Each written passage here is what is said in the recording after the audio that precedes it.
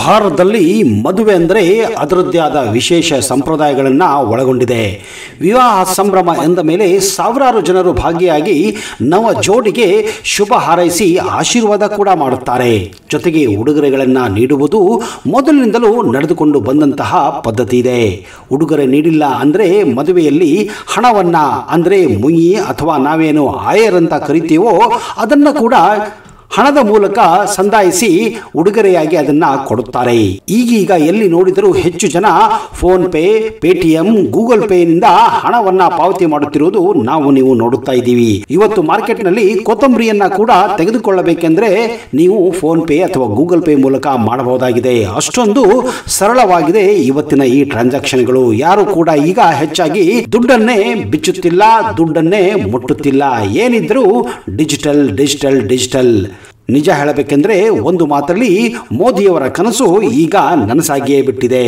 ಹೀಗಾಗಿ ಕೇರಳದ ವ್ಯಕ್ತಿಯೊಬ್ಬರು ತಮ್ಮ ಮಗಳ ಮದುವೆಗೆ ಬಂದವರಿಗೆ ಅನುಕೂಲವಾಗಲಿ ಎಂದು ಪೇಟಿಎಂ QR ಕೋಡ್ ಅನ್ನ ತಮ್ಮ ಜೇಬಿಗೆ ಟ್ಯಾಗ್ ಮಾಡಿಕೊಂಡಿದ್ದಾರೆ. ಇದರಿಂದ ಮದುವೆಗೆ ಬಂದವರು ಮುಯಿ ಮಾಡಬೇಕು ಅಂದರೆ ಆಯರನ್ನ ಕೊಡಬೇಕು ಅಥವಾ ಗಿಫ್ಟ್ ಅನ್ನ ಕೊಡಬೇಕು ಅಂದರೆ ಫೋನಿನಿಂದ ಸ್ಕ್ಯಾನ್ ಮಾಡಿ ಹಣ ಪಾವತಿ ಮಾಡಿದರೆ ಸಾಕು ಅಂತ ಹೇಳಿಕೊಂಡಿದ್ದಾರೆ.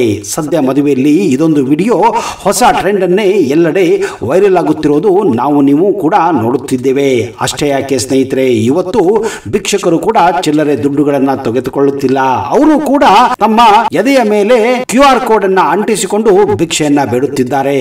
ಇನ್ನು ಈ ಮದುವೆಗೆ ಬಂದಂತಹ ಜನರು ಒಬ್ಬರ ಮೇಲೆ ಒಬ್ಬರಂತೆ ಅವರು QR ಕೋಡ್ ಅನ್ನ ಸ್ಕ್ಯಾನ್ ಮಾಡಿ ತಮ್ಮ ಗಿಫ್ಟ್ ಅನ್ನ ಮದುಮಗನಿಗೆ ಹಾಗೂ ಮದುಮಗಳಿಗೆ ಕೊಟ್ಟಿದ್ದಾರೆ. ಒಬ್ಬರು ಅದರಲ್ಲಿ 1000 ರೂಪಾಯಿ ಟ್ರಾನ್ಸ್ಫರ್ ಮಾಡಿದ್ದು ಕ್ಯಾಮೆರಾದಲ್ಲಿ ಕೂಡ ತೋರಿಸಿಕೊಂಡಿದ್ದಾರೆ.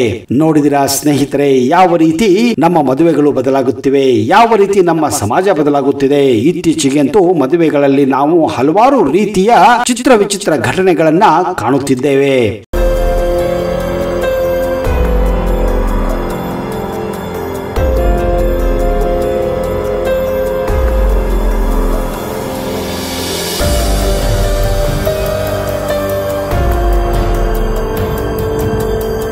ಅಕ್ಕ ತಂಗಿಯನ್ನ ಒಂದೇ ಮಂಟಪದಲ್ಲಿ ಮದುವೆಯಾದ ಭೂಪ. ಹೌದು, ಒಂದೇ ಮುಹೂರ್ತದಲ್ಲಿ ಅಕ್ಕ ತಂಗಿಯನ್ನು ಮದುವೆಯಾಗೋ ಮೂಲಕ ಸಾಮಾಜಿಕ ಜಾಲತಾಣದಲ್ಲಿ ಹೀರೋ ಆಗಿದ್ದ ಉಮಾಪತಿ ಇದೀಗ ಪೊಲೀಸರ ಅತಿಥಿಯಾಗಿದ್ದಾನೆ. ಕೋಲಾರ ಜಿಲ್ಲೆಯ ಮುಳಬಾಗಿಲು ತಾಲೂಕಿನ ವೇಗಮಡಗು ಗ್ರಾಮದ ಸುಪ್ರಿಯಾ ಹಾಗೂ ಲಲಿತಾ ಎಂಬ ಅಕ್ಕ ತಂಗಿಯನ್ನು ಉಮಾಪತಿ ಎಂಬಾತ ಮದುವೆಯಾಗಿದ್ದ. ಮದುವೆಯ ಫೋಟೋಗಳು ಸಾಮಾಜಿಕ ಜಾಲತಾಣದಲ್ಲಿ ಭಾರಿ ವೈರಲ್ ಆಗಿತ್ತು. ಈ ಬಗ್ಗೆ ಸಾಕಷ್ಟು ಚರ್ಚೆಗಳು ಕೂಡ ನಡೆದಿದ್ದವು. ಮಾತು ಬರದ ಅಕ್ಕನನ್ನು ಮದುವೆ ಆದರೆ ಮಾತ್ರ ತಾನು ಕೂಡ ಮದುವೆ ಆಗುತ್ತೇನೆ ಎಂದು ತಂಗಿ ತಿಳಿಸಿದ್ದಾಳೆ. ಈ ಹಿನ್ನೆಲೆಯಲ್ಲಿ ಉಮಾಪತಿ ಎಂಬ ಗಂಡು ತಂಗಿಯನ್ನು ಬಯಸಿದ್ದಕ್ಕೆ ಮೂಕ ಅಕ್ಕನನ್ನು ಕೂಡ ಮದುವೆ ಆದಂತಹ ಪರಿಸ್ಥಿತಿ ಉಂಟಾಗುತ್ತದೆ. ಮದುವೆ ಬೆನ್ನಲ್ಲೇ ಇಬ್ಬರ ಹೆಂಡತಿಯರ ಫೋಟೋಗಳು ಸಖತ್ ವೈರಲ್ ಆಗಿತ್ತು. ಈ ಹಿನ್ನೆಲೆಯಲ್ಲಿ ಕೋಲಾರ ಜಿಲ್ಲಾಧಿಕಾರಿ R. ಸೆಲ್ವಮಣಿ ಅವರು ತನಿಖೆಗೆ ಆದೇಶ ನೀಡಿದ್ದರು. ತನಿಖೆ ವೇಳೆಯಲ್ಲಿ ತಂಗಿ ಲಲಿತಾ ಅಪ್ರಾಪ್ತೆ ಅನ್ನೋ ವಿಷಯ ಕೂಡ ಬೆಳಕಿಗೆ ಬರುತ್ತದೆ. ಈ ಹಿನ್ನೆಲೆಯಲ್ಲಿ ಬಾಲ್ಯ ವಿವಾಹ ಕಾಯ್ದೆಯಡಿ ಉಮಾಪತಿ ಸೇರಿ 7 ಮಂದಿ ವಿರುದ್ಧ ಪ್ರಕರಣ ಕೂಡ ದಾಖಲಾಗಿತ್ತು. ಎಂಥ ವಿಚಿತ್ರ ನೋಡಿ, ತಾನು ಪ್ರೀತಿ ಮಾಡಿದಂತಹ ತಂಗಿಯನ್ನ ಮದುವೆ ಆಗುವಗೋಸ್ಕರ ತಂಗಿ ಇಟ್ಟ ಷರತ್ತಿಗೆ ಅಕ್ಕನನ್ನು ಕೂಡ ಮದುವೆ ಆಗುವಂತಹ ಪರಿಸ್ಥಿತಿ ಬರುತ್ತದೆ. ಇದು ಭಾಗ್ಯವೋ ದುರ್ಭಾಗ್ಯವೋ ಗೊತ್ತಿಲ್ಲ. ಆದರೆ ಈ ಸುದ್ದಿ ಸಾಮಾಜಿಕ ತಾಳದಲ್ಲಿ ವೈರಲ್ ಆಗಿದ್ದಂತೂ ನಿಜ.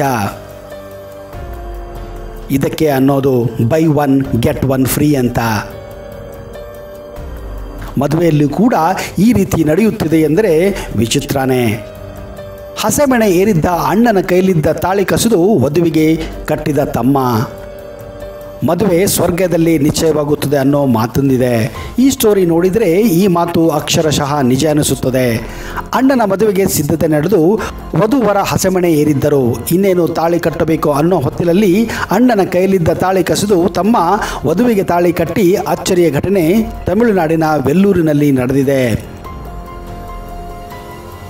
ತಮಿಳುನಾಡಿನ ವೆಲ್ಲೂರು ಸಮೀಪದ ತಿರುಪುತ್ತಿನಾಲ್ ಸೆಲ್ಲಾರ್ಪೇಟೆಯ ಇಲವಂಪಟ್ಟಿಯ ಮುರುಗನ್ ದೇವಾಲಯದಲ್ಲಿ ಮದುವೆಯೊಂದು ನಡೆಯುತ್ತಿತ್ತು. ಮದುವೆಯ ಮಂಟಪದಲ್ಲಿ ವಧೂವರರು ಹಸೆಮಣೆ ಏರಿದ್ದರು. ಪುರೋಹಿತರು ವೇದ ಮಂತ್ರ ಪಠಿಸುತ್ತಿದ್ದರು. ಸಂಬಂಧಿಕರು ಶುಭ ಹಾರೈಸಲು ಕಾತುರರಾಗಿದ್ದರು. ವರ ಇನ್ನೇನು ವಧುವಿಗೆ ತಾಳಿ ಕಟ್ಟುವುದೊಂದೇ ಬಾಕಿಯಾಗಿತ್ತು. ಈ ವೇಳೆಯಲ್ಲಿ ನೆರೆದಿದ್ದವರಿಗೆ ಅಲ್ಲೊಂದು ಅಚ್ಚರಿ ಕಾದಿತ್ತು. ಪುರೋಹಿತರು ವರನ ಕೈಗೆ ತಾಳಿ ಕೊಟ್ಟು ವಧುವಿಗೆ ಕಟ್ಟುವಂತೆ ಸೂಚಿಸುತ್ತಾರೆ. ಮದುಮಗ ತಾಳಿ ಕೈಯಲ್ಲಿ ಹಿಡಿದು ವಧುವಿಗೆ ಕಟ್ಟಲು ಮುಂದಾಗುತ್ತಾನೆ. ಈ ವೇಳೆಯಲ್ಲಿ ಅಲ್ಲಿಯೇ ಇದ್ದ ತಮ್ಮ ಅಣ್ಣನ ಕೈಲಿದ್ದ ತಾಳಿಯನ್ನು ಕಸಿದಿದ್ದಾನೆ. ಎಲ್ಲರೂ ನೋಡುತ್ತಿದ್ದ ಹಾಗೆ ವಧುವಿಗೆ ತಾಳಿಯನ್ನು ಕಟ್ಟಿದ್ದಾನೆ. ಅಲ್ಲಿದ್ದವರಿಗೆ ಇದೊಂದು ದೊಡ್ಡ ಶಾಕ್ ಆಗಿತ್ತು. ಸಿನಿಮೆಯ ರೀತಿಯಲ್ಲಿ ಮದುವೆ ನಡೆದಿದ್ದು ಇದೊಂದು ಆಶ್ಚರ್ಯ ಘಟನೆಯಾಗಿದೆ. ಇದಕ್ಕೆ ಅನ್ನೋದು ಸ್ನೇಹಿತರೆ, ಕೈಗೆ ಬಂದ ತುತ್ತು ಬಾಯಿಗೆ ಬರಲಿಲ್ಲ ಅಂತ. ಆದರೆ ಮದುವೆಯ ಸಂದರ್ಭದಲ್ಲಿ ಇಂಥದೊಂದು ಕಾರ್ಯ ನಡೆದಿದೆ ಅಂದರೆ ಇದನ್ನು ನೋಡಿ ನಗುವುದು, ಅಳುವುದು, ಆಶ್ಚರ್ಯ ಪಡುವುದು, ಯಾವ ಒಂದು ಫೀಲಿಂಗ್ಸನ್ನು ವ್ಯಕ್ತಪಡಿಸಬೇಕು ಅನ್ನೋದೇ ಗೊತ್ತಾಗೋದಿಲ್ಲ. ಆಮೇಲೆ ಈ ವಿಷಯ ಗೊತ್ತಾಗಿದೆ. ಅಷ್ಟಕ್ಕೂ ವಧು ಮತ್ತು ವರನ ತಮ್ಮ ಪರಸ್ಪರ ಪ್ರೀತಿಸುತ್ತಿದ್ದರು ಎಂದು ಈ ವಿಚಾರ ಮನೆಯವರಿಗೆ ಗೊತ್ತೇ ಇರಲಿಲ್ಲ. ಮದುವೆ ವಿಚಾರ ಮನೆಗೆ ತಿಳಿಸುವ ಮೊದಲೇ ಪ್ರಿಯತಮನ ಅಣ್ಣನ ಜೊತೆಗೆ ವಧುವಿನ ಮದುವೆ ನಿಗದಿಯಾಗಿತ್ತು. ಕೊನೆಗೆ ಇಬ್ಬರ ಮದುವೆ ಪೋಷಕರು ಒಪ್ಪಿಗೆ ಸೂಚಿಸಿದರು. ಆದರೆ ಕೊನೆಗೆ ವರ ಮಾತ್ರ ಅವಮಾನಿತನಾಗಿ ಮದುವೆ ಮಂಟಪದಿಂದ ಹೊರ ನಡೆದಿದ್ದಾನೆ. ತಮ್ಮನಿಗೂ ಹಾಗೂ ಆ ವಧುವಿಗೆ ಮುಂದೆ ಮದುವೆ ನಡೆದಿದೆ. ಇದನ್ನೇ ಅನ್ನೋದು ಪ್ರೀತಿ ಮಾಡು ತಮಾಷೆ ನೋಡು ಅಂತ. ಆದರೆ ಕೊನೆ ಗಳಿಗೆಯಲ್ಲಿ ಅಣ್ಣನಿಗೆ ಕೊಟ್ಟು ಈ ತಮ್ಮ ಮದುವೆಯಾಗಿದ್ದು ಈ ಒಂದು ಘಟನೆ ನಿಜಕ್ಕೂ ಆಶ್ಚರ್ಯಕರವಾಗಿದೆ.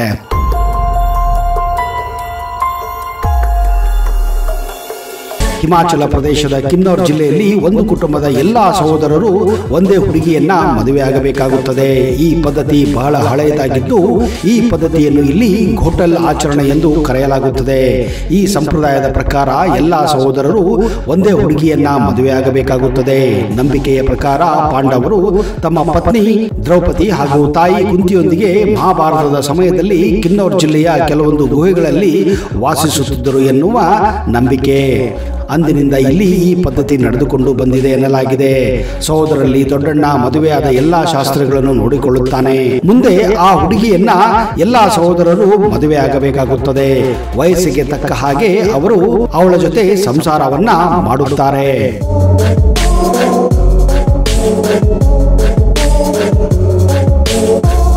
ಬಾಂಗ್ಲಾದೇಶದಲ್ಲಿ ಮನೂರಾ ಎಂಬ ಒಂದು ಮುಸ್ಲಿಂ ಬುಡಕಟ್ಟು ಇದೆ. ಇಲ್ಲಿ ಮಗಳು 30 ವರ್ಷದವರೆಗೂ ಮದುವೆ ಆಗದಿದ್ದರೆ ಆ ಹುಡುಗಿ ಅವಳ ಚಿಕ್ಕಪ್ಪನನ್ನೇ ಮದುವೆ ಆಗಬೇಕಾಗುತ್ತದೆ.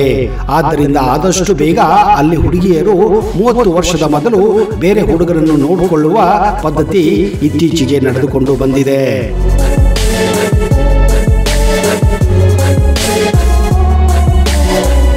ಹುಡುಗನನ್ನು ಮದುವೆಯಾಗುವ ಮೊದಲು ಇಲ್ಲಿ ಮರವನ್ನ ಮದುವೆಯಾಗುವ ವಿಲಕ್ಷಣ ಸಂಪ್ರದಾಯವಿದೆ.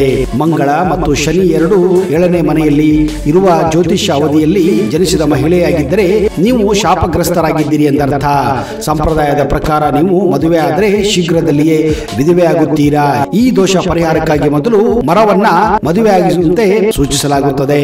ಹಿಂದೆ ನೀವು ಗಾಂಧಾರಿ ಕೂಡ ಒಂದು ಮೇಕೆಯನ್ನು ಮದುವೆಯಾದಂತಹ ಪ್ರಸಂಗ ಮಹಾಭಾರತದಲ್ಲೂ ಕೂಡ ಬರುತ್ತದೆ.